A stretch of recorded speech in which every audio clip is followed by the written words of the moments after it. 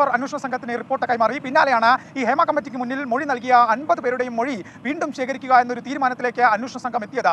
ഇങ്ങനെയാണ് കഴിഞ്ഞ കുറച്ച് ദിവസങ്ങളുമായി ഈ റിപ്പോർട്ടുമായി ബന്ധപ്പെട്ട ആളുകളുടെ മൊഴി ശേഖരിക്കാൻ ഇവർ ശ്രമം നടത്തി തുടങ്ങിയത്. ഇതിലാണ് പല ആളുകളും ഹേമ കമ്മിറ്റിക്ക് മുന്നിൽ നൽകിയ മൊഴിയിൽ ഉറച്ചു നിൽക്കുന്നു എന്ന് അന്വേഷണ സംഘത്തെ അറിയിച്ചത്. അപ്പോഴും ഇതുമായി ബന്ധപ്പെട്ട ഈ ആരോപണങ്ങളുമായി ബന്ധപ്പെട്ട നിയമ നടപടികൾ തുടർ നിയമ നടപടികൾക്കില്ല എന്നൊരു കാര്യം ഇവർ വ്യക്തമാക്കുന്നു. ഇവരുടെ പലരുടെയും ആശങ്ക തങ്ങളുടെ സ്വകാര്യത ഇത് ബാധിക്കും, നിലവിലെ ജീവിതത്തെ ഇത് ബാധിക്കുമെന്ന ഒരു ആശങ്കയുടെ പുറത്താണ് ഇതുമായി ബന്ധപ്പെട്ട ഒരു കേസുമായി മുന്നോട്ട് പോകില്ല എന്ന അന്വേഷണ സംഘത്തെ അറിയിച്ചിരിക്കുന്നത്. എന്തായാലും ഈ അന്വേഷണം അപ്പോൾ എങ്ങനെ ഇരിക്കുന്നു?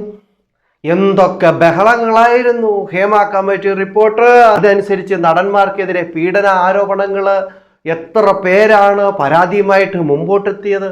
അപ്പോൾ മുമ്പോട്ട് പരാതിയുമായിട്ട് കുറേ പേരെത്തിയെങ്കിലും അതൊക്കെ ഫേക്ക് ആണെന്നും അതൊക്കെ കെട്ടിച്ചമച്ചതാണെന്നും അതും രണ്ടുപേരും തമ്മിലുള്ള സമ്മതത്തോടു കൂടി ചെയ്തതാണ് എന്ന് പറഞ്ഞുള്ള പല വാർത്തകളും നമ്മൾ കണ്ടു. ഇപ്പോഴിതാ പുതിയതായിട്ട് വന്നിരിക്കുന്ന ഒരു കാര്യം എന്ന് പറഞ്ഞു കഴിഞ്ഞാൽ, ഹേമ കമ്മിറ്റി റിപ്പോർട്ടിൽ മൊഴി കൊടുത്തിരിക്കുന്ന ആൾക്കാരുണ്ടല്ലോ, അതായത് ഞങ്ങളെ പിടിപ്പിച്ചു എന്ന് പറഞ്ഞിരിക്കുന്ന ആൾക്കാർ, അവർ പറയുകയാണ് ഇപ്പോൾ ഞങ്ങൾ കേസുമായിട്ടൊന്നും മുമ്പോട്ട് പോകുന്നില്ല എന്ന് പറഞ്ഞുകൊണ്ട് അവിടുന്ന് ഒഴിഞ്ഞു പോകുന്ന ഒരു ലക്ഷണമാണ് ഇപ്പോൾ കണ്ടുവരുന്നത്. ഇപ്പോഴത്തെ ഒരു റൂട്ട് എന്ന് പറഞ്ഞാൽ അതാണ്. എന്താണല്ലേ, അടിപൊളിയല്ലേ? ഈ WCC എന്ന് പറയുന്ന ഒരു സംഘടനയാണ് ഞങ്ങളെ പീഡിപ്പിച്ചിട്ടുണ്ട് എന്ന് പറഞ്ഞുള്ള ഒരു പരാതികൾ കൊടുത്തത്. ഈ പരാതികൾ കൊടുത്തതിന് ശേഷം ഇവരെന്ത് ചെയ്തു? ഇതെല്ലാം ഒരു രൂപകൽപ്പന ചെയ്ത് 295 പേജുകൾ അടങ്ങുന്ന പരാതി തയ്യാറാക്കിയെടുത്തു ഇതിൻ്റെ അകത്ത്, അതായത് സിനിമാ മേഖലയിൽ നടക്കുന്ന കാര്യങ്ങളൊക്കെ. എന്നിട്ട് എന്ത് ചെയ്തു? ഇത് സർക്കാരിനെ ഏൽപ്പിച്ചു.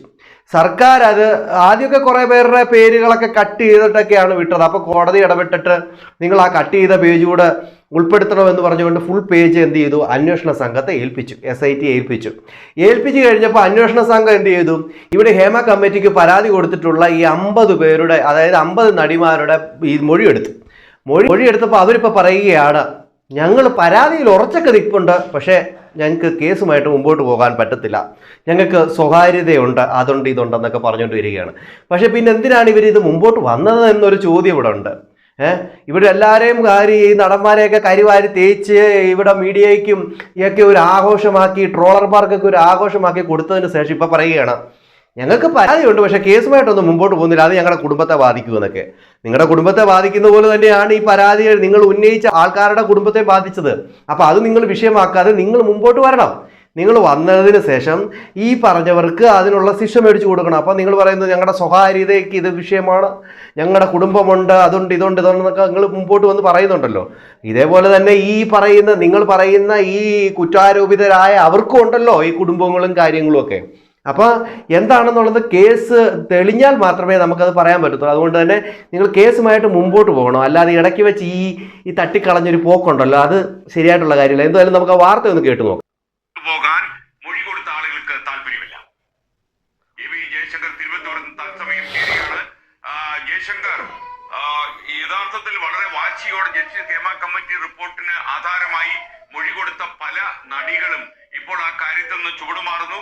അവർ പറഞ്ഞ അഭിപ്രായത്തിൽ ഉറച്ചു നിൽക്കുന്നു. അതേസമയം നിയമ നടപടികളുമായി മുന്നോട്ട് പോകാൻ അവർ തയ്യാറല്ല, അന്വേഷണ സംഘത്തിന് മുന്നിൽ ഹാജരാകാനും അവർക്ക് താല്പര്യമില്ല എന്ന രീതിയിൽ അറിയിക്കുന്നു. കൂടുതൽ വിവരങ്ങൾ.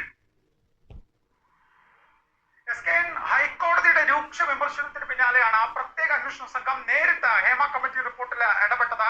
സർക്കാർ അന്വേഷണ സംഘത്തിന് റിപ്പോർട്ട് കൈമാറി. പിന്നാലെയാണ് ഈ ഹേമ കമ്മിറ്റിക്ക് മുന്നിൽ മൊഴി നൽകിയ 50 പേരുടെയും മൊഴി വീണ്ടും ശേഖരിക്കുക എന്നൊരു തീരുമാനത്തിലേക്ക് അന്വേഷണ സംഘം എത്തിയത്.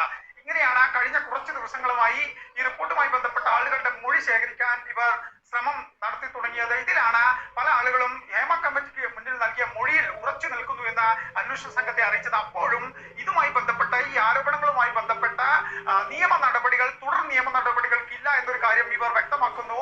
ഇവരുടെ പലരുടെയും ആശങ്ക തങ്ങളുടെ സ്വകാര്യത ഇത് ബാധിക്കും, നിലവിലെ ജീവിതത്തെ ഇത് ബാധിക്കുമെന്ന ഒരു ആശങ്കയുടെ പുറത്താണ് ഇതുമായി ബന്ധപ്പെട്ട ഒരു അപ്പോൾ അവർക്ക് ഈ ജീവിതത്തെ ബാധിക്കുമെന്നുള്ളൊരു ആശങ്ക ഉള്ളത് കൊണ്ടാണ് അവരിതിന് ഇറങ്ങിത്തിരിക്കാത്തതെന്നാണ് പറയുന്നത്. പക്ഷേ ഇതിന് മുമ്പ് അവർക്ക് ആശങ്കയൊന്നും ഇല്ലായിരുന്നു.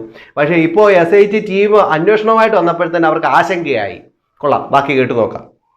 കേസുമായി മുന്നോട്ട് പോകില്ല എന്ന അന്വേഷണ സംഘത്തെ അറിയിച്ചിരിക്കുന്നത്. എന്തായാലും ഈ അന്വേഷണ സംഘത്തിലെ വനിതാ ഉദ്യോഗസ്ഥർ 4 ടീമുകളായി തിരിഞ്ഞാണ് ഇത്തരത്തിൽ 50 പേരുടെയും മൊഴിയെടുപ്പ് നടത്തിക്കൊണ്ടിരിക്കുന്നത്. ഓൺലൈനായും നേരിട്ടും എല്ലാം തന്നെ അന്വേഷണ സംഘം മൊഴിയെടുപ്പ് നടത്തുന്നുണ്ടെന്നാണ് ലഭ്യമാകുന്ന വിവരം. എന്തായാലും ഈ മൊഴിയെടുപ്പ് പൂർണ്ണമായും ഈ ആളുകളുടെ സ്വകാര്യത മാനിച്ചുകൊണ്ടാണ് അന്വേഷണ സംഘം നടത്തുന്നത്. എന്തായാലും അന്വേഷണ സംഘം അതൊരു കാര്യം ചെയ്യുന്നുണ്ട്. അവരുടെയൊക്കെ സ്വകാര്യത മാനിച്ചുകൊണ്ട് ഇത് രഹസ്യമായിട്ടാണ് കാര്യങ്ങൾ ചെയ്യുന്നത്. അവർ അന്വേഷിക്കുന്ന കാര്യങ്ങൾ ആരോടും പറയുന്നൊന്നുമില്ല. ഇന്നാടെ മൊഴിയെടുത്തു എന്ന് എങ്ങും ഈ അന്വേഷണ സംഘം പറയുന്നില്ല. അത്ര രഹസ്യമായിട്ടാണ് അവരത് ചെയ്യുന്നത്. എന്നിട്ട് പോലും അവർക്ക് ഇതിനോടൊന്നും സഹകരിക്കാൻ വയ്യ. അവർ പരാതിയുണ്ട് അവർക്ക്, പക്ഷെങ്കിൽ കേസുമായിട്ട് മുമ്പോട്ട് പോകാനൊന്നും അവർ തയ്യാറല്ല എന്നാണ് അവർ പറഞ്ഞുകൊണ്ടിരിക്കുന്നത്.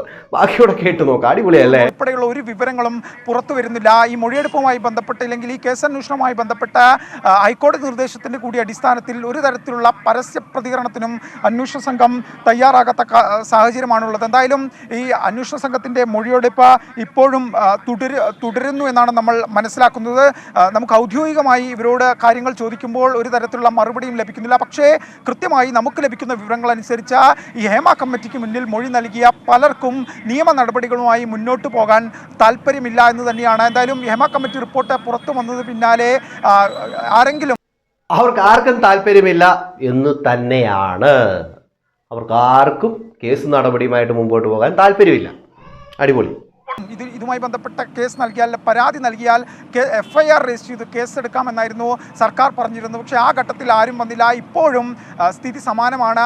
ഈ വിഷയവുമായി ബന്ധപ്പെട്ട് കേസും നിയമ നടപടികളുമായി മുന്നോട്ട് പോകാൻ പലർക്കും താല്പര്യമില്ല. പക്ഷേ ഈ വിഷയം അഡ്രസ്സ് ചെയ്യപ്പെടണം, ഇതിലൊരു പരിഹാരം വേണമെന്ന നിലപാട് എല്ലാവർക്കും ഉണ്ട്. എന്തായാലും ഈ അന്വേഷണ സംഘം മൊഴിയെടുപ്പ് പൂർത്തിയാക്കിയ ശേഷം ഇക്കാര്യത്തിൽ ഇവരുടെ ഒരു യോഗം ചേർന്ന് തുടർ നടപടികളെക്കുറിച്ച് ആലോചിക്കും. സർക്കാരിനെയും ഇക്കാര്യം അറിയിക്കാനുള്ള സാഹചര്യമുണ്ട്. എന്തായാലും അടുത്ത തവണ ഹൈക്കോടതിയിൽ ഈ കേസ് വരുന്ന ഘട്ടത്തിൽ തുടർ വിമർശനങ്ങൾ ഒഴിവാക്കുക എന്ന തീരുമാനത്തിന്റെ കൂടി ഭാഗമായാണ് ഹേമ കമ്മിറ്റി റിപ്പോർട്ടിൽ നേരിട്ടൊരു നടപടിയിലേക്ക് കടക്കാൻ പ്രത്യേക അന്വേഷണ സംഘം തയ്യാറായത്. എന്തായാലും അന്വേഷണ സംഘത്തിന്റെ മൊഴിയെടുപ്പ് തുടരുന്നൊരു സാഹചര്യമാണ് നിലവിലുള്ളത്. എന്തായാലും മൊഴിയെടുപ്പ് പൂർത്തിയാകുന്നതോടുകൂടി എന്തായാലും അന്വേഷണ സംഘത്തിന്റെ മൊഴിയെടുപ്പൊക്കെ നടക്കുന്നുണ്ട്. പക്ഷേ ഇവിടെ എന്താ സംഭവം എന്ന് വെച്ച് കഴിഞ്ഞാൽ ഇവർക്ക് ആർക്കും കേസുമായിട്ട് മുമ്പോട്ട് പോകാനായിട്ട് താല്പര്യമില്ല.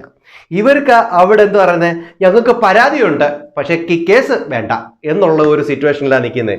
ഇവിടെ പറഞ്ഞിരുന്നു, സർക്കാർ പറഞ്ഞിരുന്നു, നിങ്ങൾക്ക് കേസുണ്ടെങ്കിൽ ഞങ്ങൾ അന്വേഷിപ്പിക്കാം, ഞങ്ങൾ പ്രത്യേക അന്വേഷണ സംഘത്തെ വെച്ചുകൊണ്ട് ഈ കേസിനെ മുമ്പോട്ട് കൊണ്ടുപോകാമെന്ന് പറയുമ്പോഴും ഇവർ പറയുന്നത് ഞങ്ങൾക്ക് കേസൊന്നും വേണ്ട, പക്ഷെ ഞങ്ങൾ ഇത് അഡ്രസ്സ് ചെയ്യുന്നേ ഉള്ളൂ എന്നാണ് പറയണേ. അതായത് സിനിമാ മേഖലയിൽ ഇങ്ങനത്തെ ഒരു വിഷയം ഉണ്ടെന്ന് ഞങ്ങൾ അഡ്രസ്സ് ചെയ്യുന്നേ ഉള്ളൂ എന്ന് പറഞ്ഞുകൊണ്ടാണ് ഇവർ മുമ്പോട്ട് ഈ ഒരു ഹേമ കമ്മിറ്റി റിപ്പോർട്ടിനെ അങ്ങോട്ട് വെച്ചത്. പക്ഷേങ്കിൽ മുമ്പോട്ട് വെച്ചപ്പോൾ തന്നെ ഒരു സൈറ്റിൽ നിന്ന് കുറേ എണ്ണം വന്നു. മുകേഷിനെതിരെയും ജയസൂര്യക്കെതിരെയും സിദ്ദിഖിനെതിരെയും ഇടവേള ബാബുവിനെതിരെയും രഞ്ജിത്തിനെതിരെയും തുടങ്ങി എല്ലാവർക്കും നേരെ എത്തി. ഇത് കേസൊന്നുമല്ല, ഇതൊക്കെ പരാതികൾ മാത്രമാണ് എന്ന് പറഞ്ഞുകൊണ്ട് ഇവരെ ഒക്കെ അങ്ങ് ഏറിൽ കയറ്റി വിട്ടിട്ട് ഇപ്പോൾ ഇവർ പറയുകയാണ് ഞങ്ങൾക്ക് സ്വകാര്യതയൊക്കെ ഉണ്ട്, ഞങ്ങളുടെ സ്വകാര്യതയെ മാനിച്ച് ഞങ്ങൾക്ക് കേസൊന്നും ഇല്ല എന്ന് പറഞ്ഞുകൊണ്ട് ഈ 50 പേരും കൈ കഴുകിയിരിക്കുകയാണ്. അടിപൊളിയല്ലേ? കൊള്ളാം, സൂപ്പർ. അപ്പോൾ ഈ ഹേമ കമ്മിറ്റി റിപ്പോർട്ട് എന്തിനായിരുന്നു എന്നൊരു ചോദ്യം എല്ലാവരും ചോദിക്കുന്നുണ്ട്.